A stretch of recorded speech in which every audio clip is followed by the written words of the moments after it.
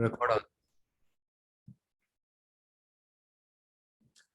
Churn analysis, as part of this case study, we will explore what is the problem statement first.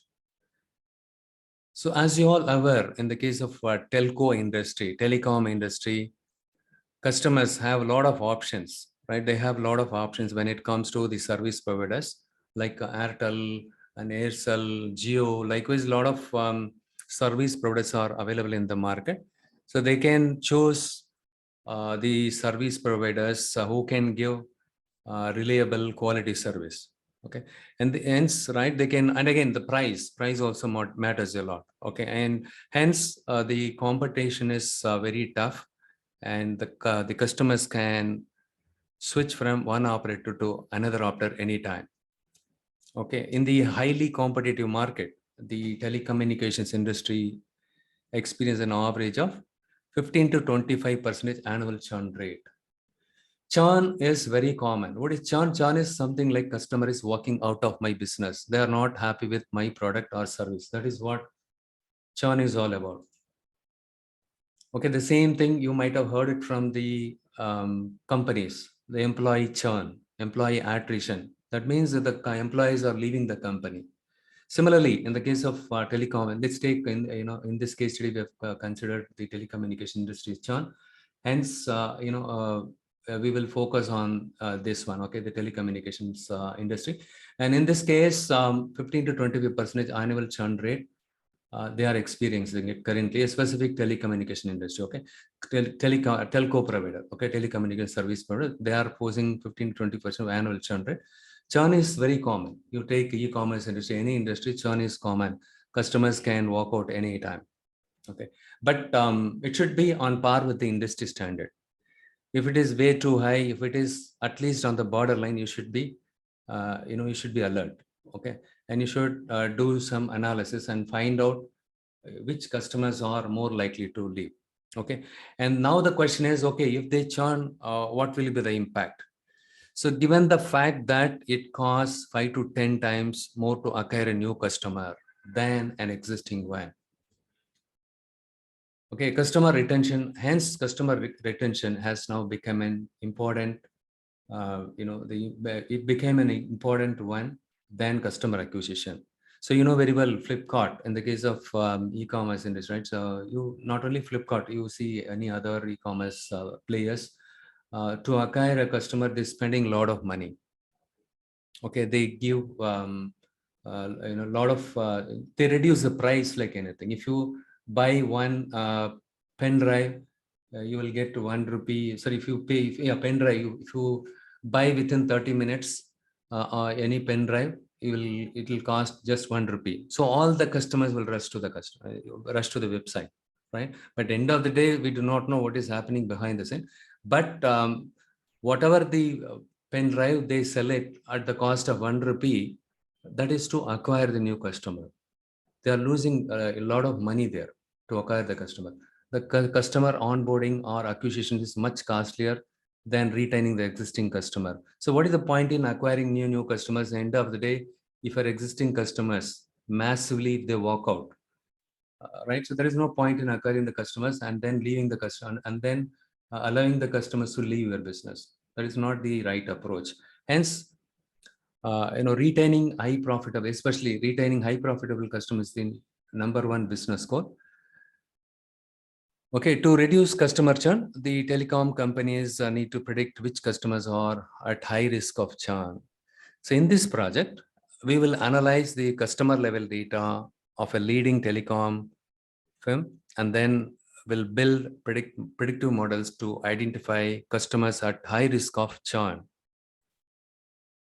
Okay, so what is the next step? As part of this project, what we will do is we will proceed with creating or building a model. Okay, we are building a predictive model using the available data set to predict and find customers are likely to discontinue the service. The final prediction outcome for any particular customer should be yes. This is what our model has to assign the class label, and also we can assign the probability using the predictive model. So what is the probability? the customer is going to stay with us. The class level is yes or no. Okay, if it is say yes, the customer is, those set of customers are going to leave any moment, more likely to leave our business. Along with that, if I quantify that with the probability, okay, specific set of customers are more likely to leave. Of those set of or group of customers, which customers are at high risk? If somebody asks you this question, what will be your answer? How will you, what kind of solution that you can give it? For example, your model predicted 100 customers are, sorry, your model predicted 100, let's say, 200 customers are at high risk. They are, anytime they may leave your business. Your model, assign the class level as yes for, these 200 customers. The next question is, out of these 200 customers, which customers are, out of the predicted customers, those are likely to leave, the 200 customers, those are likely to leave, how many of them are at high risk? How will you answer this question? If you quantify each customers with probability, let's say customer A, as per my model, right? My model predicted the class level for customer A is Y, and customer B is again Y, and customer C is also Y. So, these customers are part of this one. And along with this predicted class level, if it assigns the probability, this customer is 0.8, this customer is 0.6, this customer is 0.55. Okay, so in that case, you can understand very clearly, along with the probability, you can, you will get a quick idea about, which customers are at high risk. Without this, how can you decide of the 200 customers, which customers are at high risk, right? So you need to have the probability, you need to have the predicted probability assigned along with the predicted class level. So we will take a look at how we are going to, predict how we are how we are go about building the model now. Okay. So this is the end objective. Okay. We need to predict the class level for those customers are likely to live. And along with that, we need to assign the probability. So what is the evaluation criteria? How do we make sure that the model, the built model is predicting with higher accuracy? The whole objective of this one is accuracy and precision of the model build. Whatever this model, once you build it, you need to measure the model performance using the accuracy measure and precision measure or recall measure. Okay, with this you can decide if the higher accuracy, higher the precision value, which means your model is predicting well. Okay, the next one is, we will jump into this one.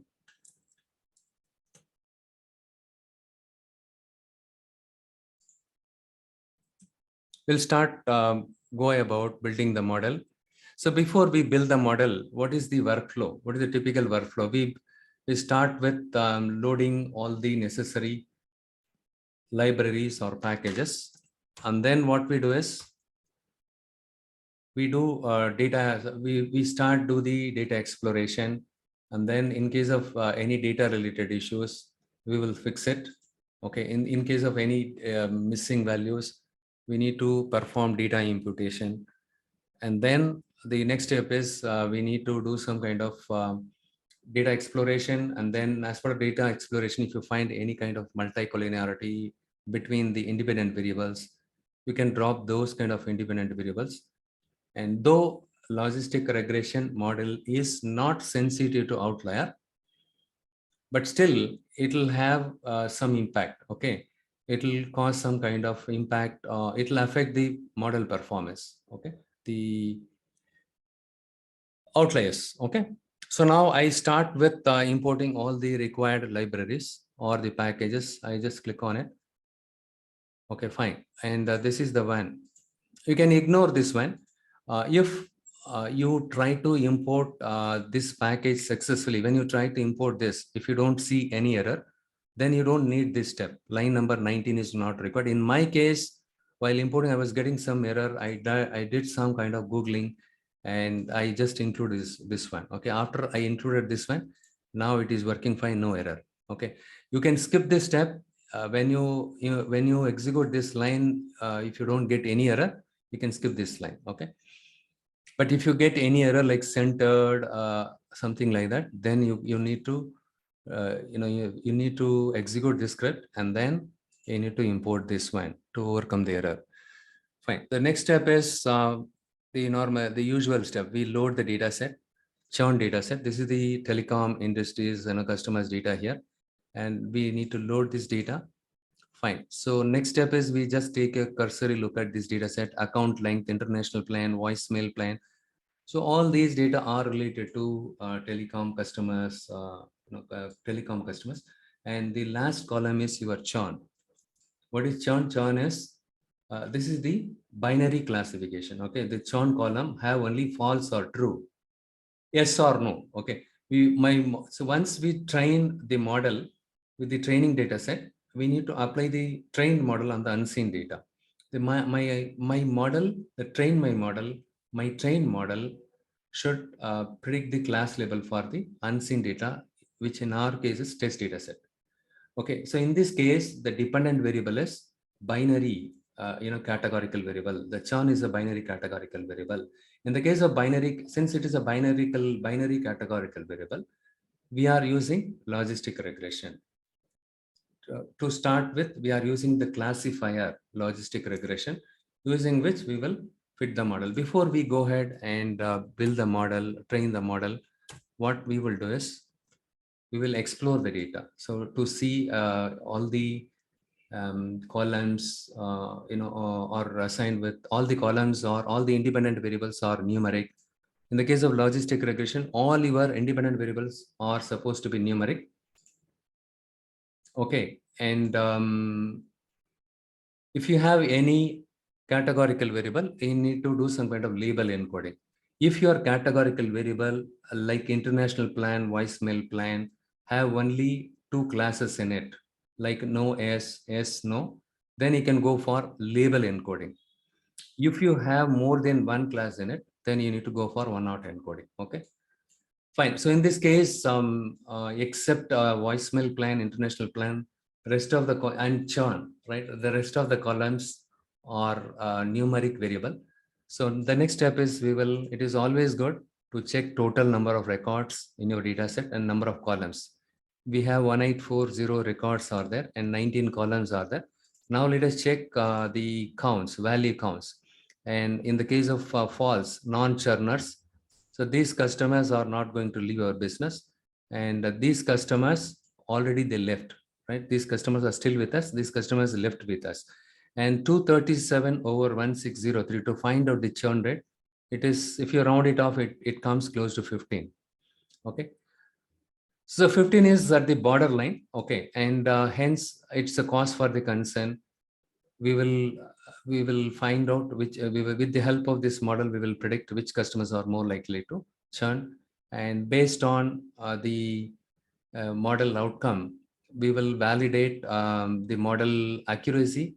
And if everything is well, the next step is call those customers and find out their concern, and then address their issues so that you can retain the customers. Okay, fine. The next step is I'm going to plot the chart here. As part of data exploration, we are doing some data exploratory analysis. So as part of this data exploratory analysis, what we could see that, see here I have plotted the international plan and the hue is churn. So what is hue, already we discussed. Okay, and here we can see that in the x-axis international plan, a column has been plotted, and here we can see in the international plan we have two values were there. We have seen it, yes or no.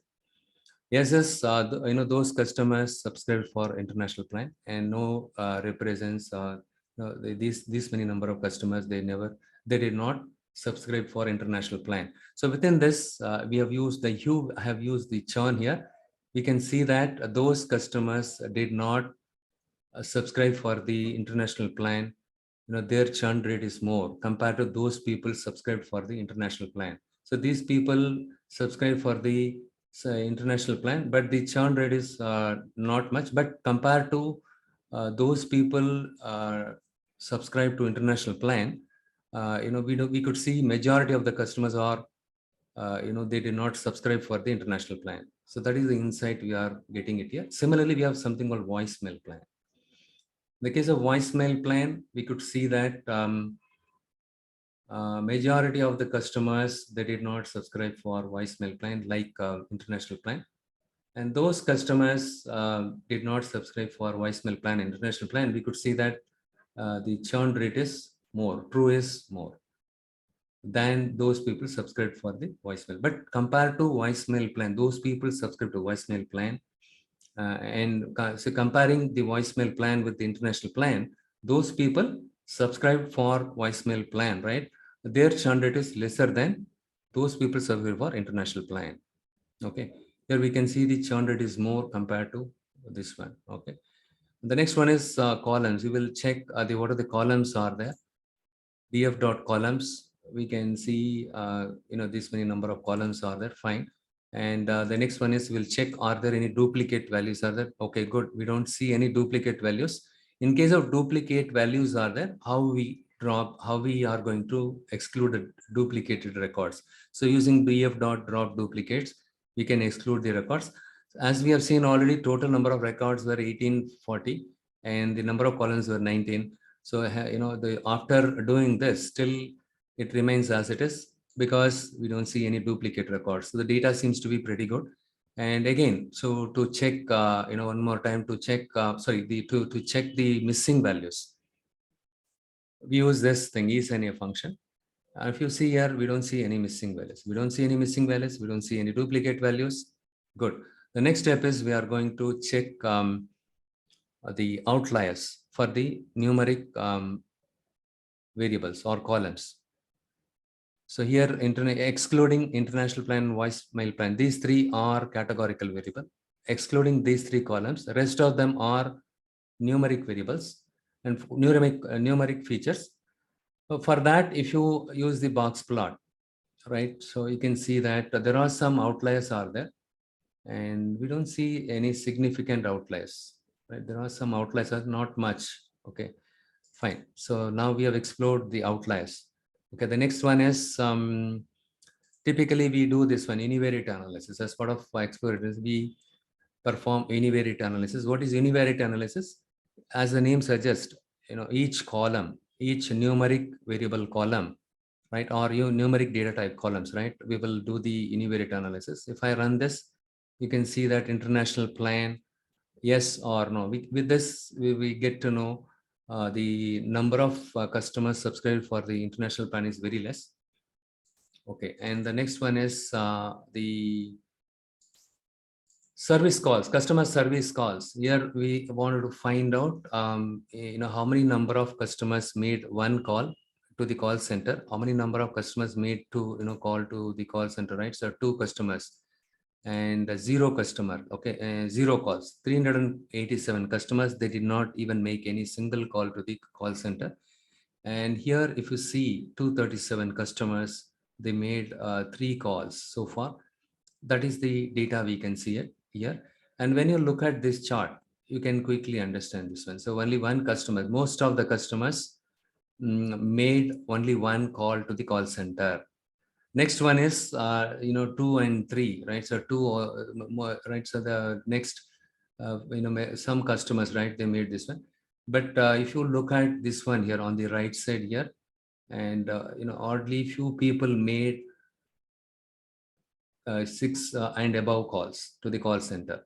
Okay, next one is the bivariate data analysis. In this case, we are going to use the bivariate analysis. Okay, here I'm using the international plan as well as the churn. If you see here,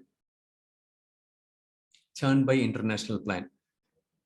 If you see here, in the case of international plan, those customers, they have subscribed for international plan or less, but the churn rate is also somewhat close to this one. Okay, but those people did not subscribe for the international plan, the churn rate is less. That is what we can see it here. And the next one is this chart is talking about this one, is displaying this one, number of customer service calls and then churn. As you can see here, as the number, see here, those customers made only one, most of the customers, they made one call to the call center so far, but the churn rate is, little less compared to the number of calls that they made, right? So the majority of the customers, if you see, they made only one call, but still the majority of the customer churn is less. But when you look at here, when you go further here, and you can see that number of calls made by 4 customers, right? The churn rate also increasing it as the number of calls increases. This customer, right, this set of customers made 5 calls to the call center. This customers made 4 calls to the call center. Their churn rate is also increasing it as the number of customer service calls increases. The churn rate also increases. So with this, we are able to gain this insight. So now we need to find out why customers are making more number of calls. What could be the problem? This is what they need to do it, because this is a pattern we can see it here. As the number of calls increases 4, 5 and above, the churn rate also increasing it. The next one is we will explore the correlation between the numerical variables, because the multicollinearity, logistic regression also makes an assumption of non-collinearity. Okay, but in case of any multicollinearity, we need to check it out. So what I do is I use the df.core. You remember the same function, the same step we carried out as part of the linear regression. So what I do is the same thing we are doing it here, the same function, same thing. Okay, nothing difference. So this is the thing, we can see it here. Okay, and by looking at this, what you can understand here, which columns, which features are correlated with which feature. Can you see it? So look here, this is one here, total evening minutes is correlated with total evening calls. Sorry, this is the total evening charge, right? So the total evening charge is correlated with total. Sorry, this is the same thing. Okay, we are not supposed to see this one. If this column is correlated with same column, then we don't have to worry. It is not the cause for the concern. And your total day minutes. Where is the total day minutes? If you see here, yeah, these two are two different independent variables, but it has a perfect correlation. Total day charge and then total day minutes. These two are correlated. Total evening charges.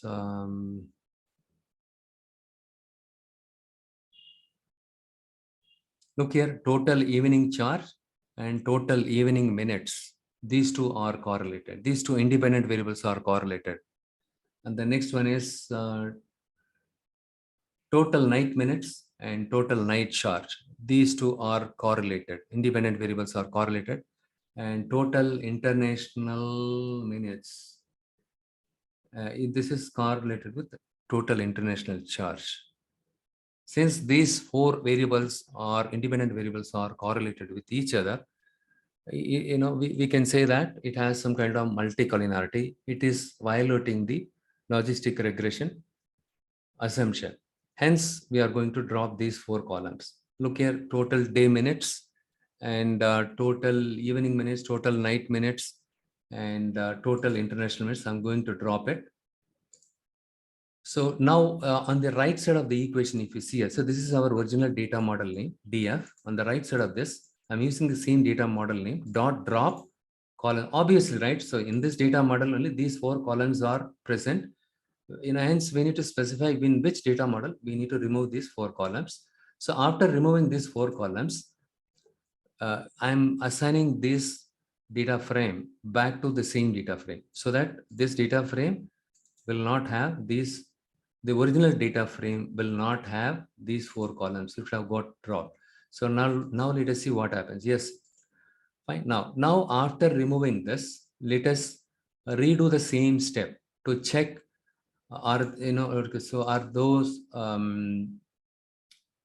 can we see still any multicollinearity? We don't see anything. If you see something like, diagonal thing, right? Then you don't have any multicollinearity. So here we can see the diagonal thing. And along with that, right, we can see something like this. But still, we can see that the total day charges and total day minutes are correlated. Let us start with this one. Okay. Now we don't see any after removing this, because here the variables that causes the collinearity, we removed it. Okay. Hence, there is no chance of having the collinearity between the features or independent variables. So that we cross verified it. Okay, good. The next step is data pre-processing. Now what we do is we take these three categorical variables separately and assign it to a new data frame. And then what I do is, so we check before that. So we want to do some kind of encoding. So we need to replace all the no by 0, all the yes by 1, same way here. Okay, and even false also the same thing. And before that, I want to check how many number of values are there for no in the international column, how many number of records are there for this one, how many number of yes related records are there in international plan. So which means how many number of subscribers are there for international plan, how many non-subscribers are there for international plan. We just check it out, because after you do the encoding, if you do the same check, it should match with this value. Okay, sometimes it can mess up. It is always good practice to check the number of subscribers and non-subscribers. Okay, fine. The next step is we do the label encoder. So you know how to do the label encoder. We already discussed about the label encoder, right? So we have something called label encoder method, right? Using which we are applying the fit transform. Now, if you see here, therefore, you can see that the categorical variable got transformed with the 0 and 1 values in it. Now what I do is I just recheck whether the values are done correctly, the encoding has been done correctly. So after doing the encoding, there should not be any issues. Yes, no is 1660 and 1 is 180 records are that, fine. The next step is I take the columns from df3, this data frame, because this is the one holding the encoded values for the three columns. Now what I do is, and I'm using a for loop. Here what I do is I each and every column I'm going to replace it with the existing data frame. Already I have international.plan, voicemail.plan columns, or the churn columns are there in my data set, but those columns have no, yes, false and all is there. With this encoded value, I'm going to overwrite the existing three columns. Okay, so now if you see here, international plan, voicemail plan, including churn, got replaced with the newly encoded values. The next step is I'm going to create the independent. I'm going to create a variable for all the independent variables. So now I'm going to remove churn. Already we removed 4 columns because of the independent variables, because those independent variables were having collinearity. Now, in order to create, right, so we want to group all the independent variables into a single variable. Hence, I exclude the dependent variable churn using drop. So this will not permanently drop the churn column from this data frame, because by default, we have another option called in place equal to false. The default, by default, in place equal to false will be there. Hence, this column will not be removed permanently, but it will not be available for in this data set. Okay, X will have all the columns except the dependent variable churn in it. The next one is y is equal to d of churn. So now we have defined x and y. X is holding all the independent variables, y is holding only the dependent variable. Good. So now let us execute this and check it. Yes, fine. And the next step is train and test split. So we have done enough data pre-processing, everything. Okay, the next step is we need to, there is something called train and test split function, which is part of the model selection module of the sklearn library. So with this function, okay, you don't need to divide the data model, so data set manually. Okay, so in this case, I have imported the train test split function, so which is available as part of sklearn model selection model. Okay, so it is convention to import only the pieces that you need. You might be wondering, sir, can I import sklearn itself? Then why should I use from sklearn model selection train test split? So it is always good if you import only the pieces. What pieces what piece we need? We need only train test splits, because the sklearn have a lot of methods, or so the modules are there in it. We don't want everything. If I simply use import sklearn, everything will get loaded. So I don't need that, because I wanted to use only the train test split. Hence, I'm going to import only that one from this model. So this train test split function, right? It splits the data into train and test, and it splits the data in the NumPy arrays. Okay, NumPy arrays. Okay, basically it returns a list of NumPy arrays, the train test split. Okay, it takes 3 arguments. One is X and Y and random state. And also you can specify test size explicitly. By default, the default train and test split is 75-25. You can override the default split ratio using test size, or we have something else called train underscore size. You can use that one also. But if you specify test size equal to 0.35 or 0.30, so that is enough.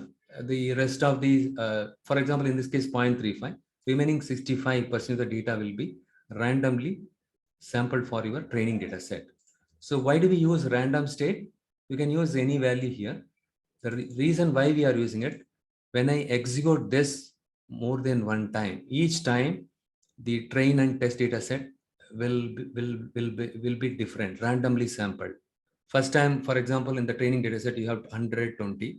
Second time, when I execute this one without random state, so it will randomly sample other set of records like 200 and 500. So I don't want that to happen. I want to reproduce the same result, because when I share this script with other people, when they execute it, they should be able to see the same output or same accuracy, whatever I get it in my system, right? For that reason, what I do is I use the random state. The random state, you can specify whatever the value you wanted. So now I just execute this one, fine. The next step is standard scalar. We have used label encoder. Next step is we need to transform our variables into standard scalar. You remember standard scalar we discussed, right? So z-score, we can do it, but I'm going to skip at this moment this step. I don't want to do so many things. The next step is I'm going to initialize the model. So here I have initialized the model, the logistic regression here. Okay. To do that, to initialize the model, I created an instance of logistic regression, and I binded its references to the variable, in this case logreg. The next step is I have used the fit method. Fit method, it takes independent variables and dependent variable of your training data set, and then it fits the model and returns the model instance itself. Look here, what is the model instance? Logistic regression. Good, we are done with this. Next, using coef underscore variable, we can see the estimated values for all our coefficients. What do you mean by coefficients? The beta naught, beta 1, beta 2 slope for each independent variables. Okay, the next step is we want to predict the class label for the unseated. So now my model is ready. We have trained this model with the training data set. My model name is logreg. I call this as a classifier, logistic regression classifier. This model role is to classify my data set, right? So in this case, what I do is, since this model got trained, I apply this train model on the unseen data, which is nothing but the test data set, using the predict function. So this predict function, what it will do? This predict function will assign the predicted class label for the test data set. Okay. And that value, I'll store it in a variable called y underscore predict class. I just execute this. Fine.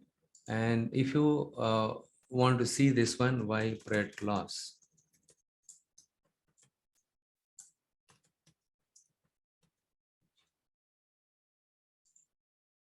You can see that 0 ones here. You don't need float here. Let it be there.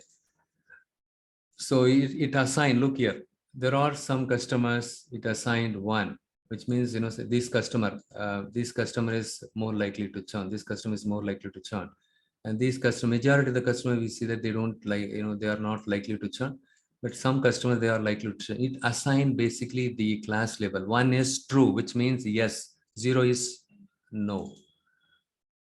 Okay, the next step is, as I told you earlier, so let's say 400 customers, let's say my model predicted 200 customers are more likely to leave. It assigned the class label as 1 for 200 customers, which means 200 customers are going to more likely to leave my business or churn. So what is the assurance that those, what is the, or of those 200 customers predicted as churners, right, what is the probability that those customers are more likely to leave out of those predicted? So that's where we need to quantify that in terms of probability for those customers assigned with the class label as 1.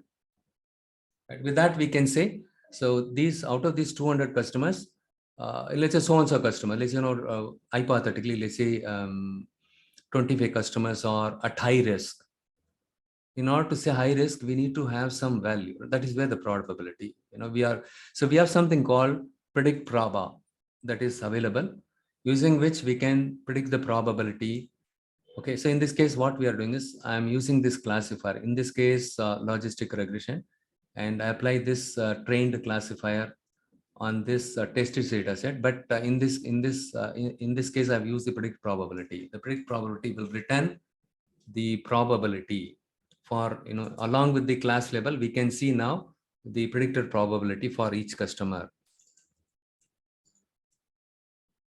And if you see here, if you execute this one, predict probability here, right? So this is it's a matrix or array, right? So in this case, each row corresponds to a single record, single customer.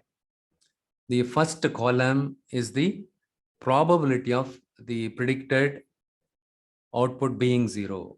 The second column is the probability that the output is 1.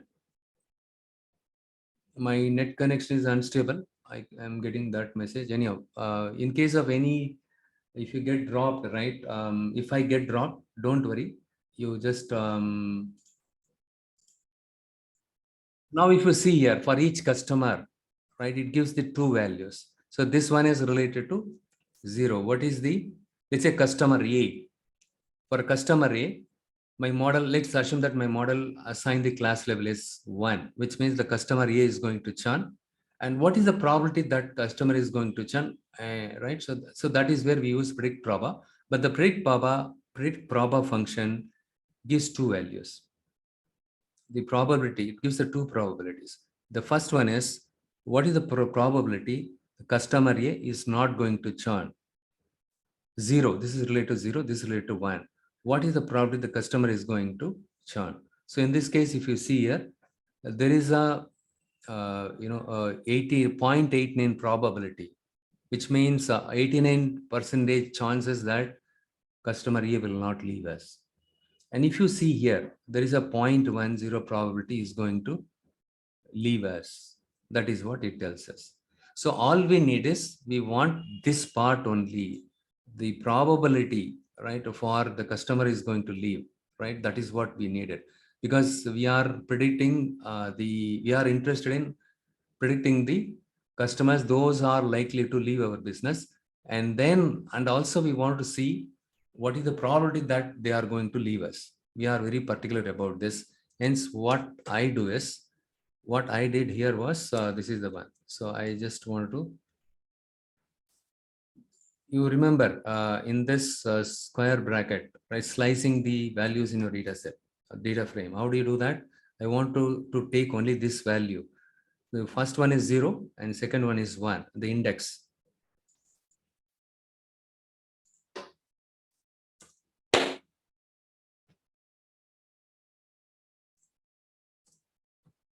So if I execute this one, it will return only this value. In fact, we need that one only. Look here. Fine. The next step is I'm going to define a threshold here. I'm going to define a threshold. So what is this threshold is all about? So we know very well, right? So with, in the predict proba function, it returns a probability. So we can use the return probability as it is, or we can convert the returned probability to a binary value. Okay. See here, by defining the threshold, I just add this line here.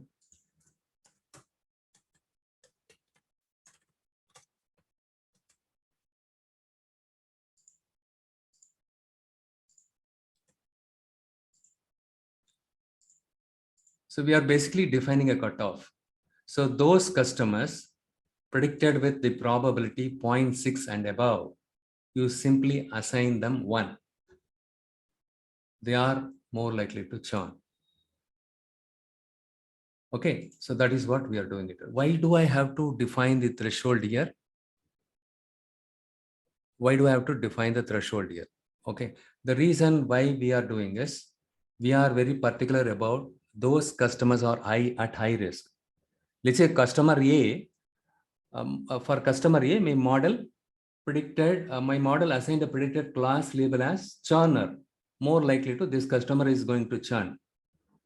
And what is the probability is going to churn? Yes, is going to churn. What is the probability is going to churn?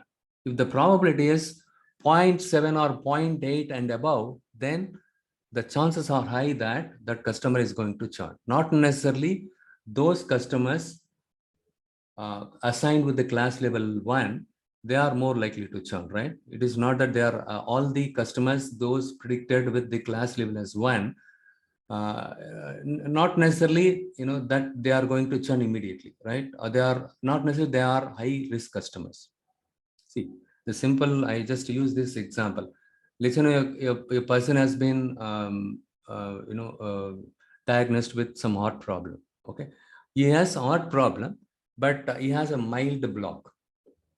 Okay. But a person with a severe blockage, right? He has 3 or 4 blockages. It's all, it's a 85% blockage there or 90% block. So how do you classify them?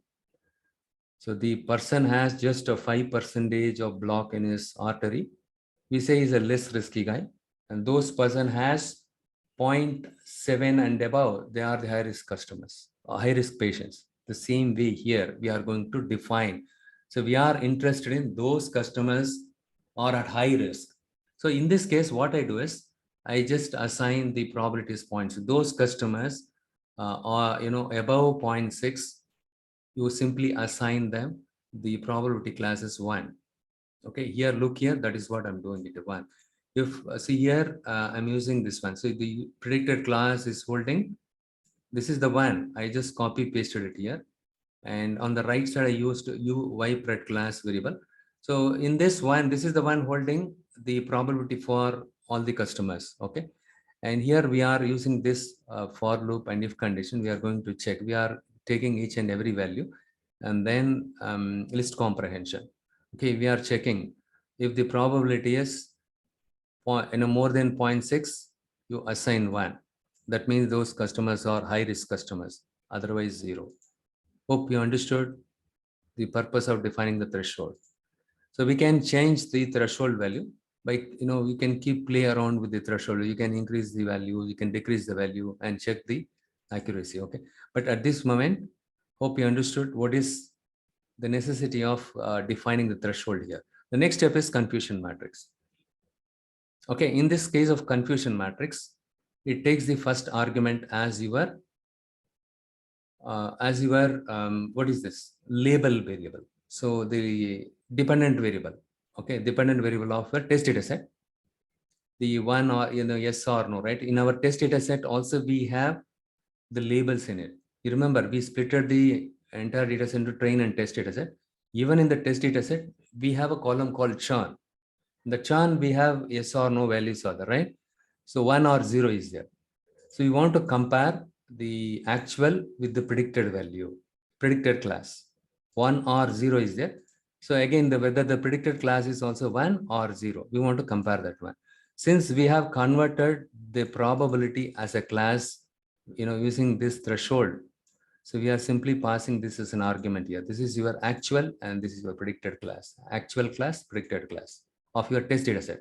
So you need to pass this two arguments to your confusion matrix.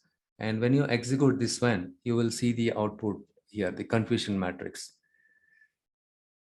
In this case, what is this? How do I interpret this one? So what is this one, the confusion? This is your true positive, and this is your false positive. This is your false negative. I just write it here. This is your true positive.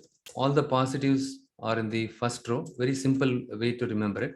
But if you look at the internet, they use they use the second row as a first row and first row as a second row. Okay, and that's the reason why I just write it false negative and true negative. If you see here, true positive, my model correctly classify the okay, in this case, one second, true positive and false positive. One second, how many customers were non-churners? Non-churners were 180, right? No, not this one. Sorry, this is something like 0 and 1. Okay, look here, something like this.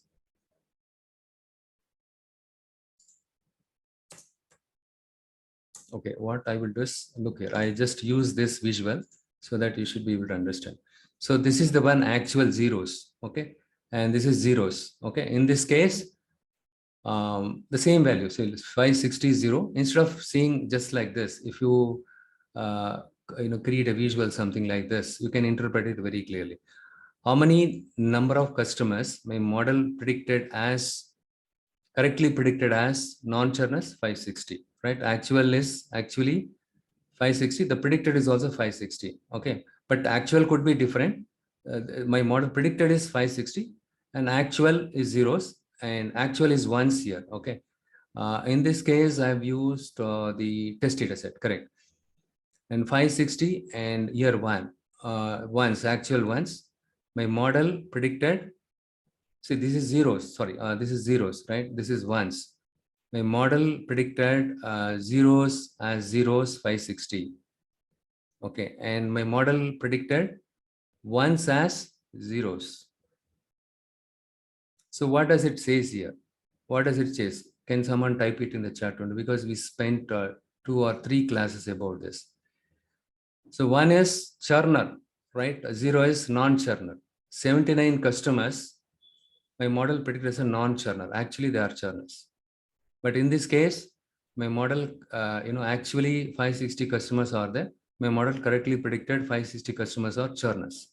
Okay, but if you see here, the actually 0 non-churners, my model did not predict the non-churner as predict the churners, right? It is 0 here. Very good. So in this case,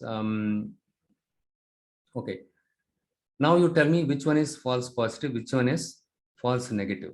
So here, if you see here once, so this is slightly, the different way here. Okay, you need to, yeah, wrongly predicted. Okay, and here the 5 predicted once.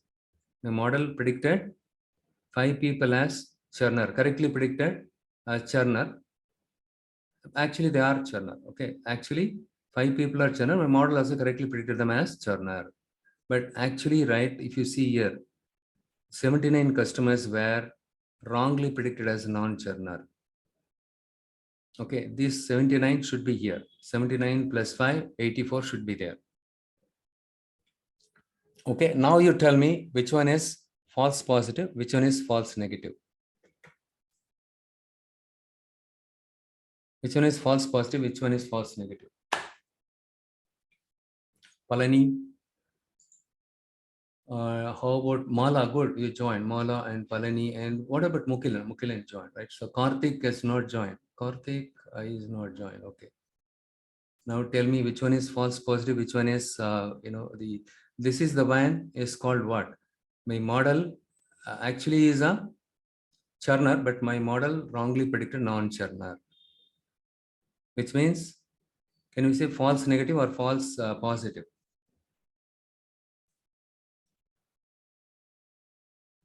False negative. What about this one? My model actually, right? We have, okay, in this case, the predicted should be 1, right? The predicted is 1 here, okay, and actually 0. The churner actually is a churner, but my model, what happened here? It put 0 here. Is this correct?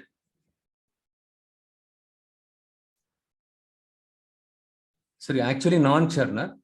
My model predicted none of them as churner. None of them as churner. Correct? So I had predicted 5 here. Let's if you have 5 here, actually 5 customers are non-churners, but my model predicted them as churner. But if you see here, 5 customers are actually churner, my model correctly predicted them as churner. So now you tell me which one is true positive, which one is true negative. Which one is false positive, which one is this one. So with this, if you look at the accuracy, look here, we will take a look at this accuracy here.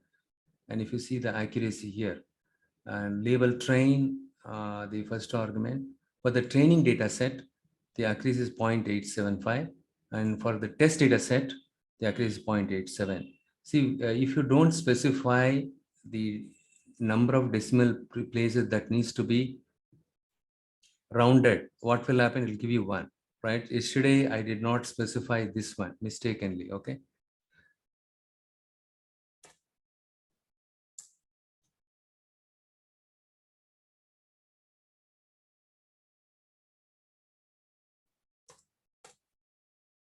Three decimal places. I want this one to. False positive is 0 and false negative is 79. Okay, false positive is very good, right? False positive is 0 and false negative is 79. Very good. Gilbert, okay. So which one is true positive in this case? Can you tell me which one is true positive, which one is true negative?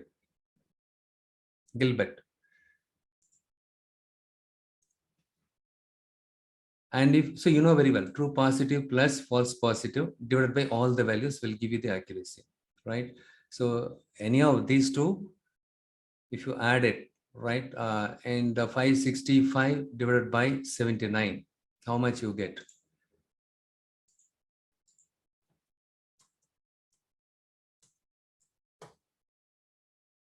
Sorry, 565 divided by 565 plus 79.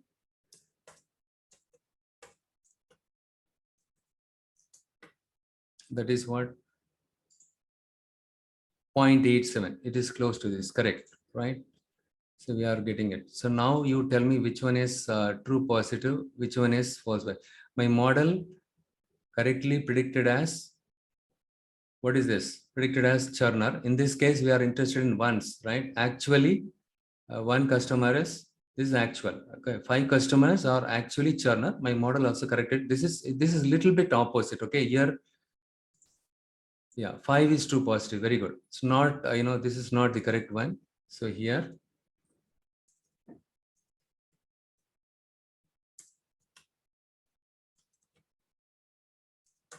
so this is true positive, and this is your true negative.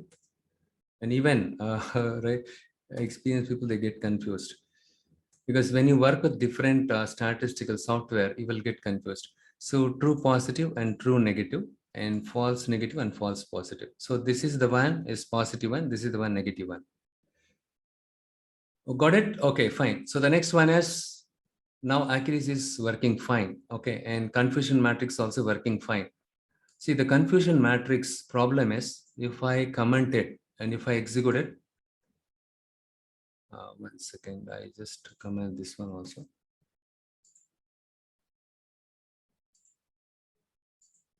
If I execute, look here, if I execute it more than one time, object is not callable. This is what the error we are getting it. So when it comes to confusion matrix, for each and every time when you execute it, make sure that you are keeping, don't put it on top. Okay, it will not work. So once you execute it, so when you try to execute it more than one time, it will cause some problem. Hence, you keep this one here itself. Okay. Look here, even if you execute it multiple times, you will not get this error. So that is the reason why it was causing that problem. Okay. So I always keep this one here. Somehow I forgot it yesterday. Okay, fine. The next one is ROCAC. We will see what is that we are getting. We are getting just 0.52. We don't see any overfitting because both the training and test data set, the AUC. Okay, let me do one thing here. Okay. I'm supposed to use this one, YPRED class, because this is where we define the cutoff. ROC AAC score. This is the one. Okay, so what I do is instead of this one, yeah, because we have defined the cutoff for this test data set. Okay, let us see what we are getting it. The same thing, right? Not much difference. We are getting 0.5 to 0.52. Ideally, the area under the curve, should in the value for this one AUC, it should be somewhere closer to 1. At least if you get a 0.7 or 0.8, it is good. But my model is not doing good job. The logistic regression is not doing good job, even though we removed the independent variables, right? The 4 independent which were causing a multicollinearity, we removed that. Still, we are getting this problem. So now we have created a logistic regression model. This is whatever we have created so far is our baseline model. We just created the baseline model. So because in the baseline model, we'll get to know which all features are, you need to include, which features you need to drop it.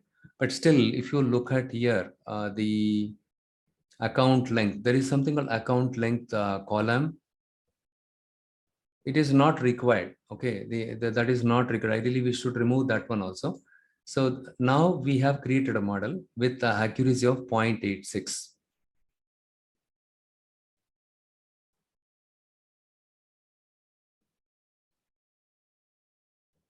How much I am getting here? Okay, here 0.87. We are getting 0.87. Okay, the accuracy of model. But my area under the curve is not that good, right? So it should be somewhat closer to 1. The AUC value ranging between 0 and 1. Any value which is closer to 1, it is better the model. Okay, the model is doing good job. But here it is not doing that much good.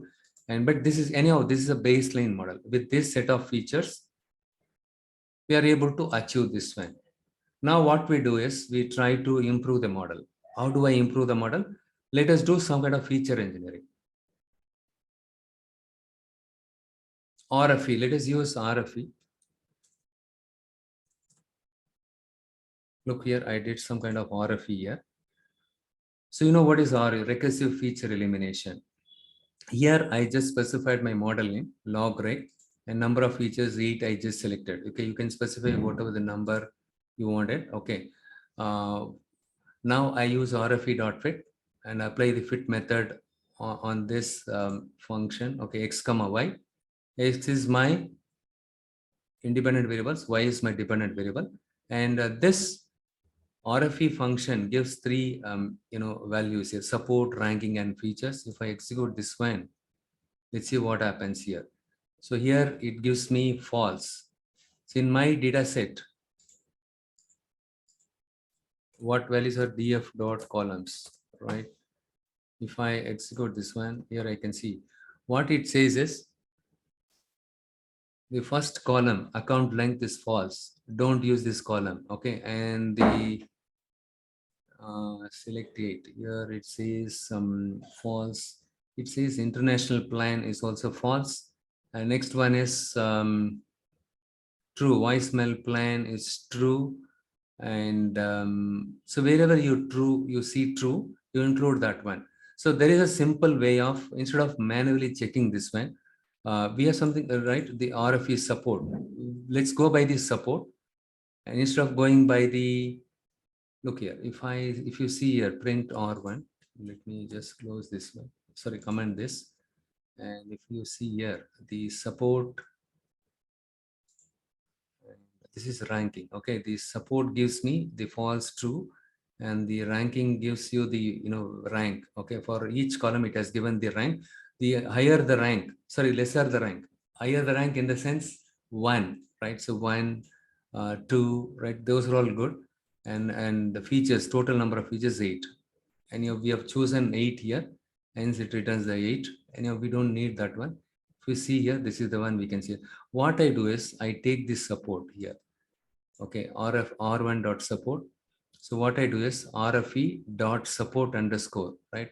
And if I pass, this is an pass this here as part of my x dot columns. What is x dot columns? In this case,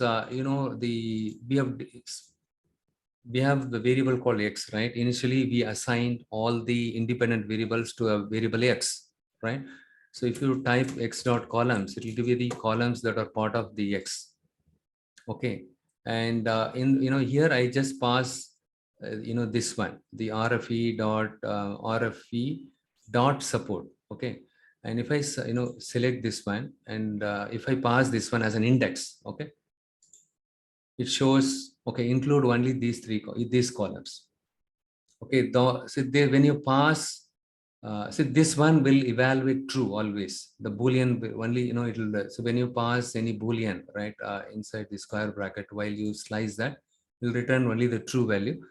Here you can see that the support true. For that, it is returning that international plan 1, 2, 3, 4, 5, 6, 7, 8 columns.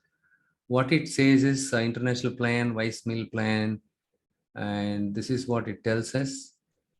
And here I can see the 2, 4, 6, 8. I can see the values more here. And okay. What we need to do is, so better instead of going by this, right? Here the x dot columns, how many variables are there? Unnamed 0. Oh, 2, 3, 4. So 4 into 4, 16 and 17. 2, 4, 6, 8, 10, 12. 14 is the right here. Okay, here we have three columns, 1, 3. Okay, here 3, 3, 9, 9 and 12, right? So 12, 13 and 14. Of these 14 columns, it has given us, for the we have 14 columns. So how many columns were there earlier? So initially in the data frame, we had df dot, if you use the shape, 15 columns were there, right? No.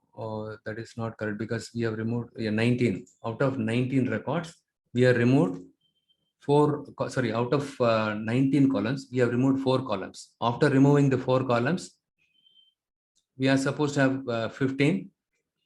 And here, RFE.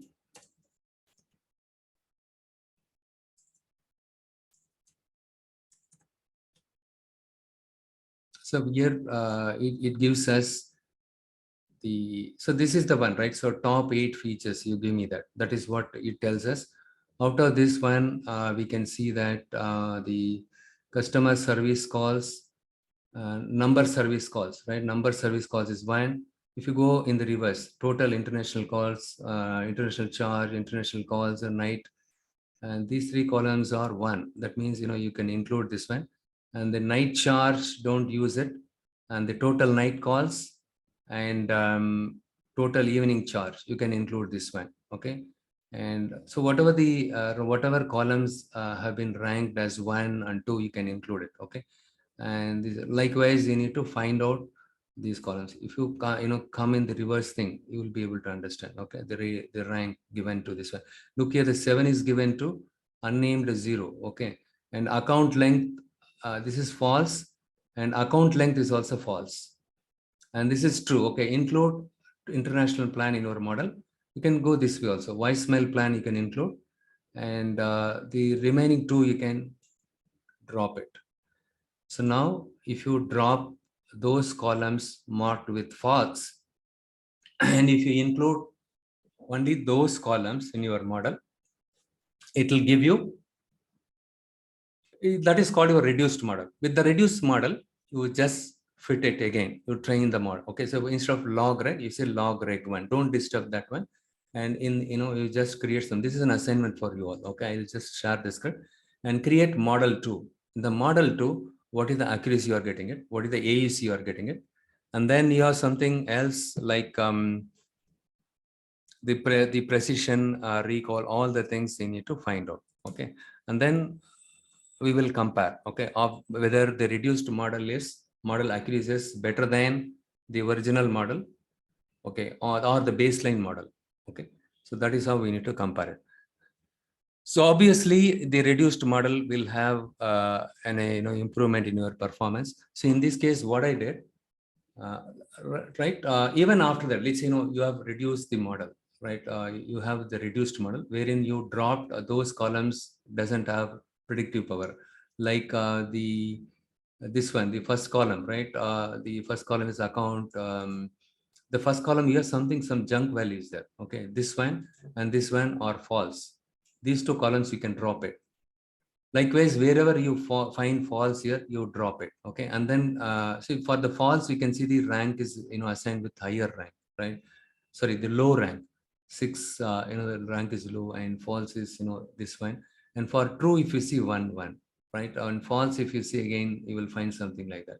So better you can take all ones, 3, 4, 5, 6, 7 columns. 7 columns assigned with rank 1. If you include only those 7 columns, and then predict the model again, and then you check what is the accuracy, and then you come back with your accuracy and what is it, this one, yeah, accuracy score, that is enough at this moment. Okay, and you construct the confusion matrix, all the things, and still you can use the threshold. Okay, define the threshold. Okay, and you don't have to define the threshold, simply you can execute this one. But if you use different name for the reduced model, right, so you need to use that one here.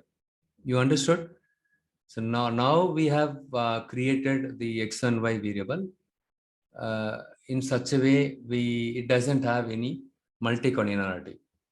We removed those independent variables that cause the multi-cardinality. We removed it. The baseline model itself, a reduced model, kind of a reduced model. So on top, we did some kind of feature selection using RFE function. With RFE function, we can make out only 7 features. Out of how much we have 15 columns are there, right? After eliminating the 4 columns which were causing the multi-cardinality, we are left with only 50 columns.